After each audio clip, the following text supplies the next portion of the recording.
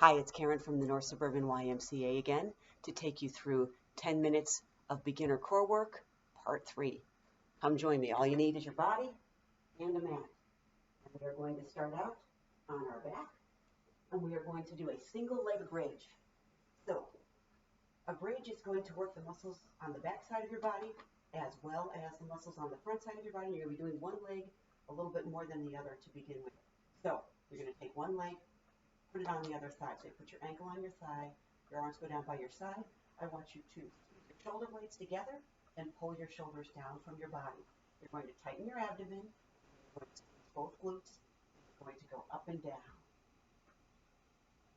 So the objectives with this exercise are to work those muscles along your back. Your glutes are engaged, also to work the muscles along your front. Your abdominals are engaged. Talk about the TH sound. Get those transverse abdominals engaged. I want you to try to keep your hips level as you do this. If that leg that's up, if that hip is dropping down, you want to work to squeeze both glutes to try to get that hip to go up and down in line with the hip of the foot that's down. You're just going up and down, pushing primarily through this leg, but also engaging the glute of the leg that's on top. And let's switch sides. Come on down. Put that leg that was up down. Again, you're going to have your ankle in line with your hip. The tendency when doing this exercise would be to move the leg that's on the floor towards the midline. I don't want you to do that. I want you to try to keep it as close to your hip as you can.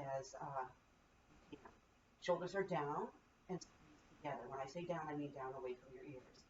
And then you're going to engage your abdomen and both glutes and bring your hips up and down again. Belly button is to your spine, engaging everything in here, basically front and back, going up and down. Have your arms wherever you'd like. You notice mine are moving around, pointing at different parts. Wherever is a comfortable position for you, where you can have those arms. We're not using them right now, except to maybe bring your shoulder blades together and push down through those arms. That might feel good to you to give you a brace. I don't want you to use your neck or your face. So if you need some extra help to go up and down, you could push down with those arms. But what we're really using is this middle section here, also known as your core. All right, let's put our leg down. Let's see what I have next on our agenda. Yes, we're going to do an exercise now where we're going to be using our obliques as well as our transverse abdominals and even our rectus abdominals a little bit. You're going to take one elbow and you're going to put it under your head. You're going to let your head rest on the elbow. Take one hand, put it under your head, bending at the elbow. That's what I meant to say. You're going to take the other arm and put it down by your side. And what I'd like you to do is just skimming the ground, I want you to reach your hand towards your heel and then come back. And then reach your hands towards your heel and come back. So that hand is going toward your heel. The other hand is under your head. My head is just barely up off the ground so that I'm not straining my neck. Keep your hand there. I'm going to point to the muscles we're using.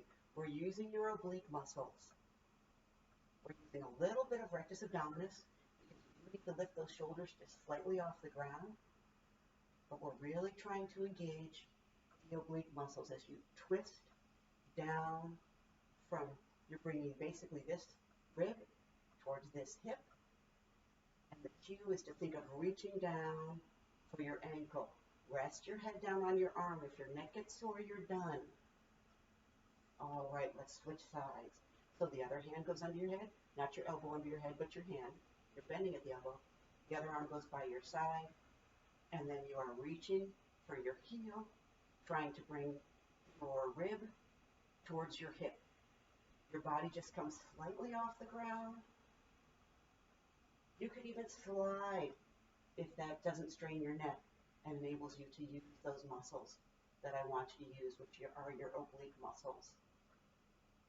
Reach towards your heel. Just skim that body along the ground. Don't strain your neck. If your neck gets tired, you're done. How long should you do these? Maybe about a minute, unless you fatigue sooner. And when you fatigue, it means either you're too tired to do it anymore, or you're too tired to do it without straining another part of your body, like your neck. All right, let's be done with that one, everybody. Okay, the next one on our list is a one leg raise. So you've got one knee up, the other leg is going to be straight out on the ground. So you've got what I call a long lever. You're going to bring that belly button down. You may not flatten out your back, you may, it's up to you, whatever is comfortable for you. My back doesn't get flat when I do this one. Then I'm just going to raise this leg up and down, using my abdomen to keep my hips level and to raise and lower that leg. Of course, you're using your quad muscles, your hip flexor muscles, but you're using this, your transverse abdominals, to keep this part of your body from moving. So believe it or not, it's a core exercise. Push that belly button to your spine as you raise that big long lever off the ground. This leg being here helps to support your low back. So again, you do as many as you can. You may fatigue in your thigh before you fatigue in your abdomen. Fine. If you start to hurt in your hip flexor, then you definitely need to stop. Push that belly button down. Keep your hips level by pushing your belly button down. You can put your hands on here and feel it tighten down. Don't tell me you can't feel it through all the layers of fat. I want you to think about it from the inside. Push that belly button down. I get a lot of that from my students in class. And I know that you're joking, but I want you to feel like you're getting stronger. All right, let's put that leg down, bring it up, straighten the other leg out now. Push your belly button into your spine and raise and lower the other leg. Again, you're lifting up that big long lever, but you're trying to keep things here stable by pushing your back down with your abdomen. Transverse abdominals are working here. And obviously, your quadriceps, hip flexors are also working. So this is also a nice little leg strengthener. Belly button to your spine to keep your hips level. Your hips otherwise can kind of fly all over the place, believe it or not, even though you're on the ground. So keep them level by keeping your belly button pushed down towards your spine. All right. Next on the agenda is we're going to go on to our side, and you're going to lie on one arm. You can have the other arm stacked on the ground. I'm going to line these up so you can tell. My hips are going to be stacked, my shoulders are stacked, my knees and ankles are stacked, and then you can put your hand on the ground. And what you're going to do is you're going to do a two-leg raise. So we're using your oblique muscles here. You can raise up and lower down. I'm pointing to the muscles that we're using, but you can absolutely have your kickstand down on the ground to help hold you in place. Try to relax your neck. Don't hold your head up as you do this.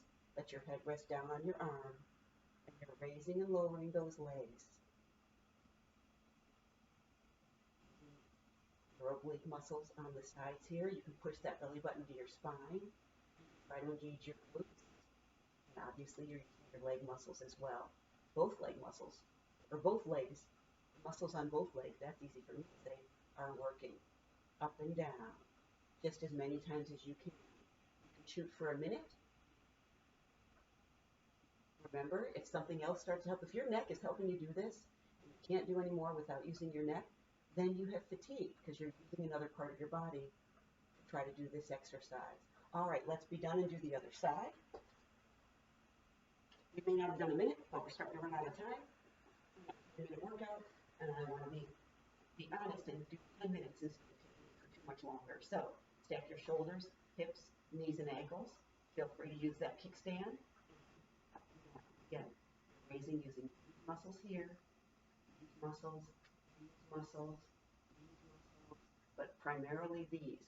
Not these, not these, not your head. Your head's not tightening up, your face isn't tightening up. Raising and lowering, using those oblique muscles to get you to go up and down.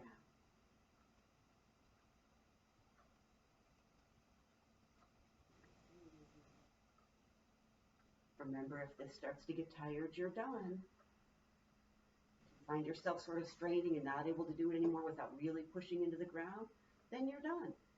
You don't have to do it for the whole minute. That can be something you shoot for your feet or wherever you want, whatever's comfortable for you. Some people like to flex, some people like to point. I'm not going to worry about that. This is what we're trying to work now. All right, now you're going to roll over onto your stomach for our last exercise. It's called a Superman. I don't have a lot of room here to put my arms in front of me, but you could put your arms in front of you. You could have your arms back at your side. We are using your erector muscles, your multifidus muscles, and you're going to raise up your torso and your legs if you can, and then go back down, raising up and down. It's called a Superman. Again, you could have your arms in front of you.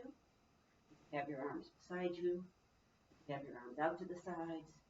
You could have your arms down by your sides. I'm not going to worry about that positioning right now.